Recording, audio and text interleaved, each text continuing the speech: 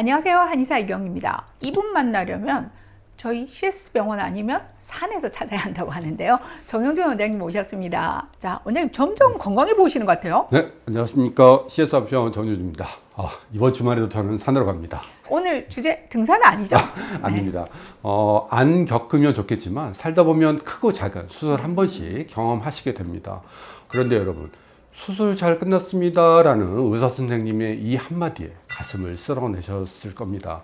안타깝지만 수술은 끝났다고 해서 바로 예전의 몸으로 돌아가는 것은 아닙니다. 수술은 우리 몸에 가해지는 일종의 거대한 습격과도 같기 때문에 그런데요. 칼을 대고 조직을 자르고 마취를 하는 과정에서 우리 몸의 면역력과 기력은 바닥까지 떨어지게 되죠. 네.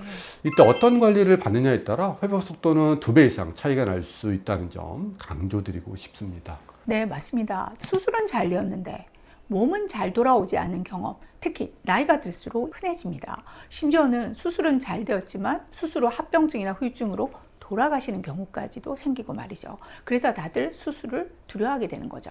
저희 CS에서는 암 환자분들뿐만 아니라 부인과 수술 또는 척추, 관절후 수술을 마친 후 바로 회복 치료나 재활을 위해 오시는 분들이 줄을 이루고 있습니다. 왜 집이 아니라 2차 재활병원이 필요한지 수술 후 회복 솔루션에 초점을 맞춰 소개해 드리도록 하겠습니다.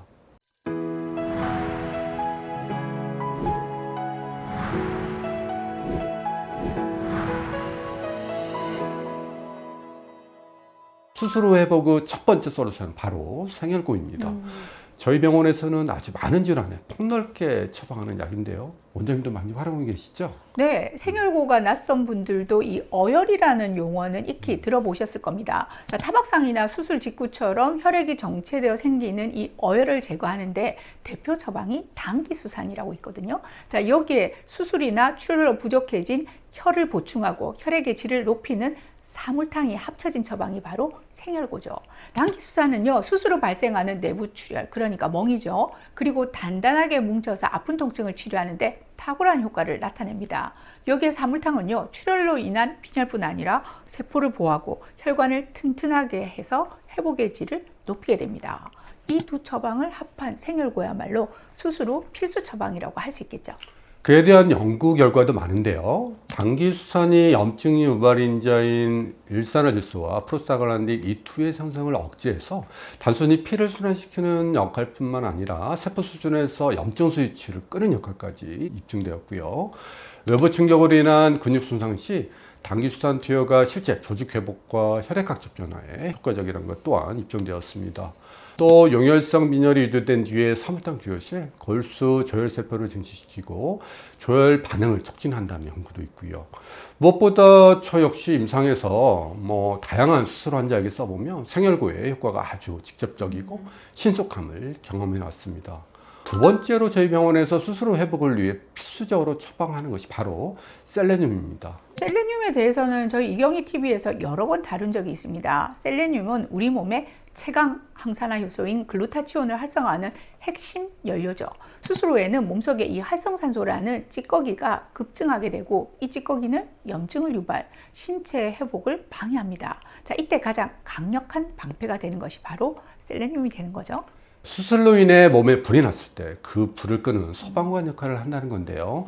특히 유방암, 자궁암 수술이나 방사선 치료 발생하기 쉬운 림프 부종 환자에게 고용량 셀레늄을 투여했을 때 부종 수치가 유의하게 감소했다는 것은 림프관 내 염증을 억제해서 림프핵의 흐름을 원활하게 돕는다는 셀레늄 작용 때문인 거죠.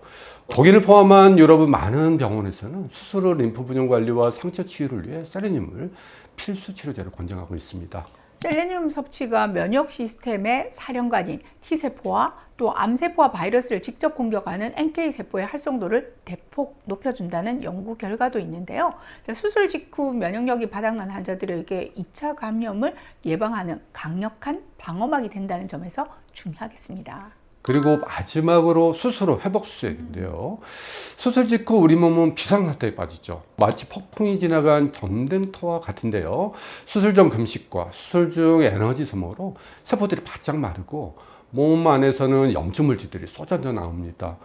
전신 마취와 신체적 스트레스로 외부 세균과 쌓을 군대가 휴업 상태인 걸 자명하고요.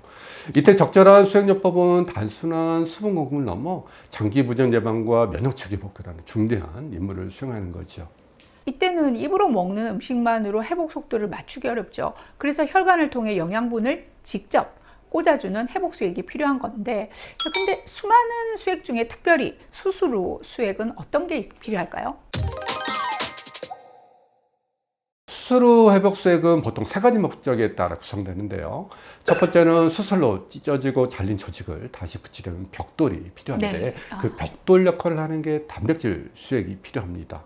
두 번째로 수술 후 발생하는 다량의 활성산소는 주변 건강한 세포까지 공격해서 통증과 회복 지연을 유발하는데 비타민 C, B군과 셀레늄 주사는 이 찌꺼기를 싹 치워주는 청소부 역할을 해주고요. 네. 세 번째, 수술 후 가장 무서운 게 감염이잖아요. 네. 예. 면역력을 강제로 끌어올려주는 사이모신 알폰 등과 같은 성분은 내 몸속 군대가 다시 정비해서 세균과 싸우게 하죠. 수액 외에도 도움되는 치료들이 있는데요. 보합선수 치료 기억하시나요? 네. 예. 네. 산소가 혈액을 타고 상처 부위 깊은 곳까지 전달하게 되면 붓기를 빠르게 빼주고 염증 치료 효과를 증폭시켜서 조직 재생 속도를 비약적으로 높이게 됩니다. 침치료나 도수, 물리치료 조기 가동도 빼놓을 수 없는 효과적인 치료들이고요. 간혹 수술 뒤에 입원하셔서 아픈데 어떻게 움직여요? 하고 꼼짝 않으려는 환자분들 계십니다. 혈전 형성을 막고 장이나 관절 유착을 방지하기 위해서는 전문가의 도움을 받아서 수술 부위 주변 근육을 이완해 주는 것이 회복의 지름길이라는 점 다시 한번 강조드리고 싶은데요. 자, 오늘은 수술이라는 큰 산을 넘으신 여러분들을 위해서 수술 후 회복의 골든타임을 어떻게 보내야 하는지 정보 드렸습니다. 수술 후 재활 관리는 무너진 우리 몸의 시스템을 다시 세우는 기초공사라는 점 잊지 마시고요. 여러분의 빠른 케어를 기원하면서 저희는 다음 이 시간에 돌아오겠습니다. 감사합니다.